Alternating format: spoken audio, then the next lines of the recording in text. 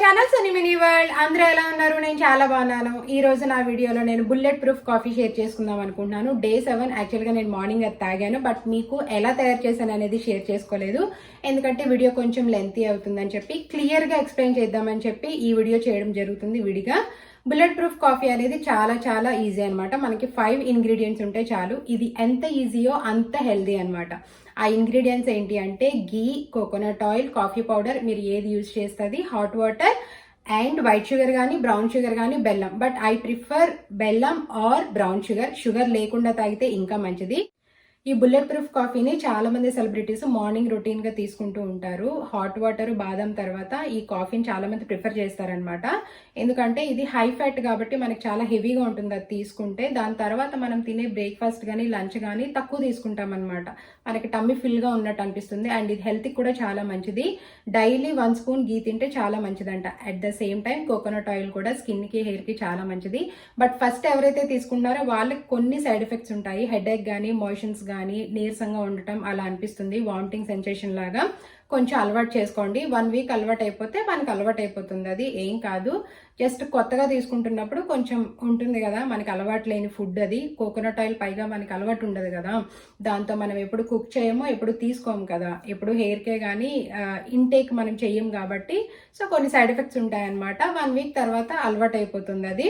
So ఫస్ట్లో నాకు అలాగే ఉండేది. ఇప్పుడైతే నేను వీక్లీ థ్రైస్ తీసుకుంటాను ఈ బుల్లెట్ ప్రూఫ్ కాఫీ. డైలీ అయితే తీసుకోనండి, కానీ డైలీ తీసుకుంటే చాలా మంచిది. తీసుకోకుండా నేను ఎలా చెప్తాను డైలీ తాగుతానని చెప్పి.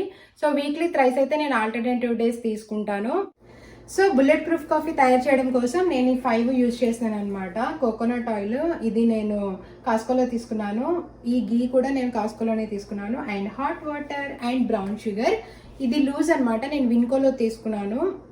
సో మీకు ప్యాకెట్లో కూడా బ్రౌన్ షుగర్ దొరుకుతుంది. I prefer brown rice. White sugar కంటే బ్రౌన్ షుగర్ కానీ, లేదు అంటే మీరు బెల్లం కానీ యూజ్ చేయండి. నాకు బ్రౌన్ రైస్ అని వచ్చేస్తుంది. అండ్ ఇది కాఫీ పౌడర్ అనమాట. మీ ఇష్టం, మీరు ఏ కాఫీ పౌడర్ యూజ్ చేస్తే దాన్ని యూజ్ చేయొచ్చు. సో ఇప్పుడు ప్రాసెస్లోకి వెళ్ళిపోదాం. ఫస్ట్ నేను 1 స్పూన్ కాఫీ పౌడర్ తీసుకుంటున్నాను. మీరు ఏ కాఫీ పౌడర్ అయినా యూజ్ చేయొచ్చు. అండ్ దాని తర్వాత 1 స్పూన్ గీ తీసుకుంటున్నాను.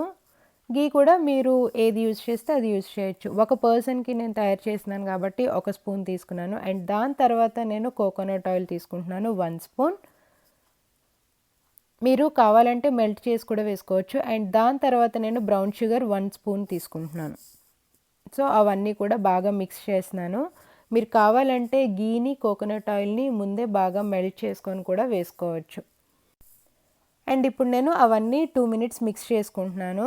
అండ్ దాని తర్వాత హాట్ వాటర్ యాడ్ చేసుకుంటున్నాను. ఆ కప్లో వామ్ వాటర్ కాదండి, బాగా వేడిగా ఉండాలి, అప్పుడే కాఫీ బాగుంటుంది. అండ్ టీ స్టాల్లో మనకి టీ కలుపుతారు కదా, సో అలా కలుపుకుంటే ఈ కాఫీ ఇంకా బాగుంటుంది. నేను అంత ఎక్స్పెక్ట్ కాదు కాబట్టి జస్ట్ నార్మల్గా స్పూన్తో మిక్స్ చేసుకున్నాను అండ్ గ్లాస్లోకి సర్వ్ చేసుకున్నాను. అయిపోయింది బుల్లెట్ ప్రూఫ్ కాఫీ.